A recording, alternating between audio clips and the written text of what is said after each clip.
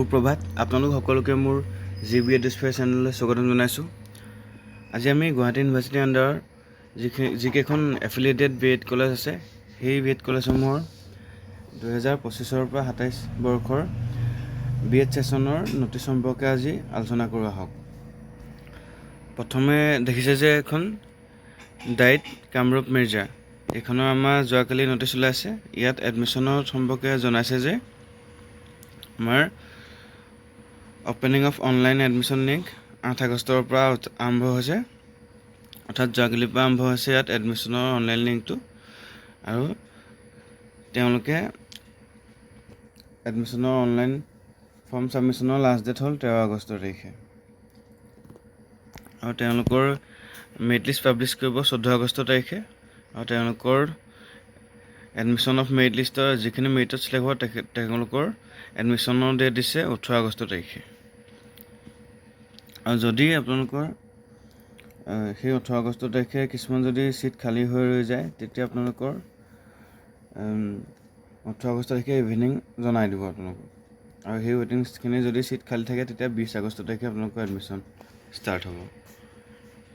আৰু আপোনালোকক যিহেতু আমাক অনলাইন এডমিশ্যন লিংকটো যে কৈছিলে ইয়াত, সেইকাৰণে আপোনালোকে এই লিংকটোত গৈ অনলাইন কৰিব লাগিব, kamrupdiet.ac.in। ইয়াত গৈ আপোনালোকে অনলাইন এপ্লিকেশ্যন কৰিব পাৰিব ডাইট কামৰূপ মিৰ্জাৰ এইটোত kamrupdiet.ac.in।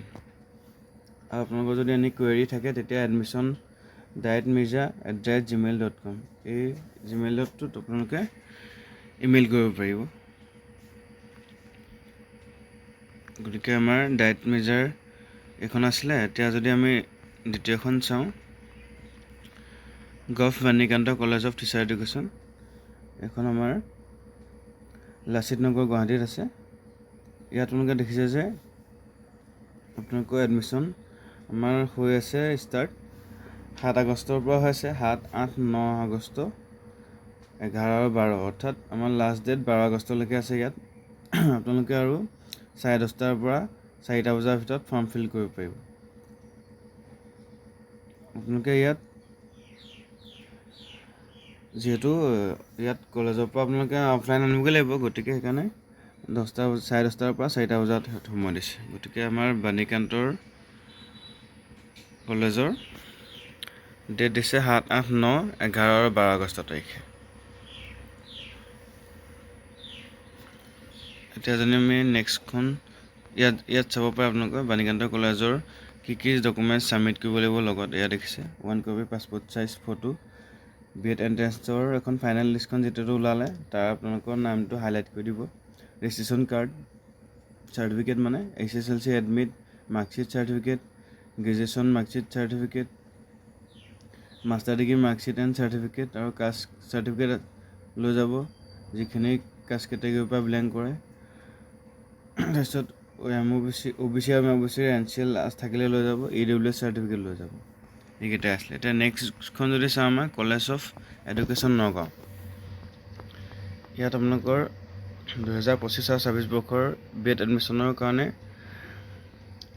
এডমিশ্যন ষ্টাৰ্ট হৈ আছে 6 তাৰিখৰ পিছৰ পৰাই। এতিয়া আপোনালোকৰ ইয়াত লাষ্ট ডেট দিছে 9 আগষ্ট তাৰিখে, অৰ্থাৎ আজিলৈকে লাষ্ট ডেট আছে। আপোনালোকে যিখিনিয়ে কৰা নাই বৰ্তমানলৈকে কলেজ অফ এডুকেশ্যন নগাঁওখনত, এইখনত এতিয়া কৰি ল'ব পাৰিব। আৰু তেওঁলোকৰ মেৰিট লিষ্ট পাব্লিছ কৰিব 12 আগষ্ট তাৰিখে, আৰু তেওঁলোকৰ এডমিশ্যন দিব 14 আগষ্ট তাৰিখে।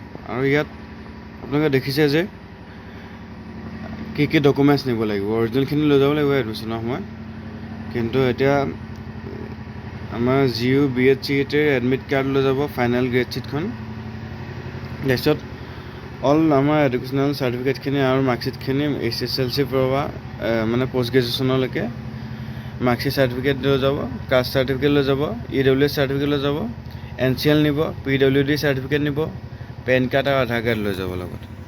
আৰু ইয়াত কৈছে যে তেওঁলোকৰ ফাৰ্ষ্ট ইয়েৰ এডমিশ্যন ফিজ হ'ল 1 লাখ।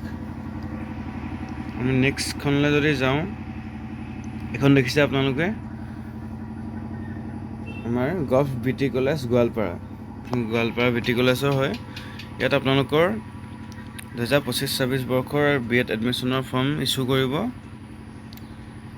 7 আগষ্টৰ পৰা 13 আগষ্টলৈকে, অৰ্থাৎ আমাৰ 7 আগষ্টৰ পৰা 13 আগষ্ট তাৰিখলৈকে ফৰ্ম ফিলিঙৰ ষ্টাৰ্ট হৈ আছে। আৰু আপোনালোকে ইয়াতো আপোনালোকৰ ডকুমেণ্টছ কি দৰকাৰ হ'ব, কাষ্ট চাৰ্টিফিকেট লাগিব, আমাৰ এণ্ট্ৰেঞ্চ এডমিট কাৰ্ডটো লাগিব আৰু ৰেংক লিষ্টখন লাগিব। আকৌ আমাৰ এইজ প্ৰুফৰ কাৰণে HSLC এডমিট, তাৰপিছত আপোনালোকৰ HSLC মাৰ্কশ্বিট চাৰ্টিফিকেটৰ পৰা ধৰি ডিগ্ৰী মাৰ্কশ্বিট চাৰ্টিফিকেটলৈকে চেল্ফ এটেষ্ট দিব, Aadhaar card, PAN card, passport size photo 2 copy দিব। আৰু আপোনালোকৰ যদি ডমিচাইল আছে ডমিচাইলখন লৈ যাব বা PRC নিলেও হ'ব। আৰু আপোনালোকৰ ফাইনেল মেৰিট লিষ্ট মাৰিব 16 আগষ্ট তাৰিখে কৈ দিছে ইয়াত। আৰু তেওঁলোকৰ যদি এডমিশ্যনৰ ডেট দিছে 19 আগষ্ট তাৰিখে।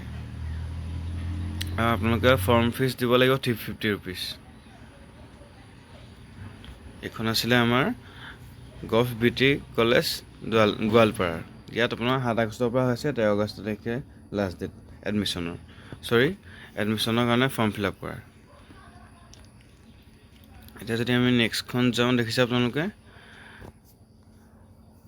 ডাইট বিশ্বনাথ চাৰিআলি, এইখন আমাৰ শোণিতপুৰ ডিষ্ট্ৰিক্টত আছে। ইয়াত আপোনালোকৰ BEdৰ এডমিশ্যনৰ ফৰ্ম ইছ্যু কৰিব আপোনালোকৰ 11 আগষ্ট তাৰিখৰ পৰা 13 আগষ্ট তাৰিখলৈকে, 10:30 পৰা 4টা বজালৈকে সময় দিছে ইয়াত। আপোনালোকৰ ফাৰ্ষ্ট মেৰিট লিষ্ট পাব্লিছ কৰিব 14 আগষ্ট তাৰিখে আফটাৰ 4 PM, অৰ্থাৎ 4টা বজাৰ পিছত 14 আগষ্ট তাৰিখে মেৰিট লিষ্ট পাব্লিছ কৰিব। এই ৱেবছাইটটো চাব www.daitsonitpur.in, এইটোত চাব পাৰিব আপোনালোকে। যিসকলে মেৰিট লিষ্টত চিলেক্ট হ'ব তেওঁলোকৰ এডমিশ্যন দিছে 16 আগষ্টৰ পৰা 18 আগষ্ট তাৰিখলৈকে, দিনৰ 10:30 পৰা 4টা বজালৈকে। আৰু যদি আপোনালোকৰ এই কিছুমান যদি লিষ্ট খালী হৈ যায় তেতিয়া আপোনালোকৰ 18 আগষ্ট তাৰিখে তেতিয়া পাব্লিছ কৰিব কৈছে ৱেইটিং লিষ্টবিলাক বা মেৰিট লিষ্টখন, ছেকেণ্ড মেৰিট লিষ্ট। আৰু তেওঁলোকৰ এডমিশ্যন দিব আপোনালোকৰ 19 আৰু 20 আগষ্ট তাৰিখে। এনেকৈ যদি আমাৰ থাকি যায় ছেকেণ্ড লিষ্ট, থাৰ্ড লিষ্ট এনেকৈ ওলাই গৈ থাকিব। গতিকে আপোনালোকৰ এডমিশ্যনৰ ফৰ্ম ইছ্যু কৰাৰ ডেট দিছে 11 আগষ্টৰ পৰা 13 আগষ্ট তাৰিখলৈকে। আৰু তাৰে ফাৰ্ষ্ট মেৰিট লিষ্ট পাব্লিছ কৰিব 14 আগষ্ট তাৰিখে। আৰু তেওঁলোকৰ এডমিশ্যন দিছে 16 পৰা 18 আগষ্ট তাৰিখলৈকে। আৰু আপোনালোকে ইয়াত নিব লাগিব HSLC মাৰ্কশ্বিট চাৰ্টিফিকেট, BEdৰ মানে CETৰ ৰেংক লিষ্টখন নিব লাগিব, Aadhaar card, PAN card, caste certificate, PWD certificate, OBC NCL লৈ যাব, EWS চাৰ্টিফিকেট লৈ যাব, আৰু 1 কপি পাছপোৰ্ট চাইজ ফটো। গতিকে আমাৰ গুৱাহাটী ইউনিভাৰ্চিটিৰ এফিলিয়েটেড BEd কলেজসমূহৰ আজি BEdৰ এডমিশ্যন ন'টিছ সম্পৰ্কে ইমানটোৱে আছিল ভিডিঅ'। ধন্যবাদ।